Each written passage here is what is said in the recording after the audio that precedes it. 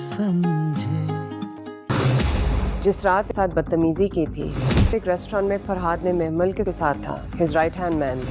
Murder करने वाला फरहाद ने नहीं किया, ना ही उसके कहने पर। मैं गारंटी देता हूँ ये मर्डर है तो वो पर हुआ। मेरा बेटा बदल गया। मुझे कोई खून वो सब ड्रामा करके दिखाया गया। आरज़ू नहीं थी पर अपने हाथों से लिखी। खराबा नहीं प्लीज। उसका मरना मेरी अना और औरत की बुनियाद पर है, उसने अपनी मौत।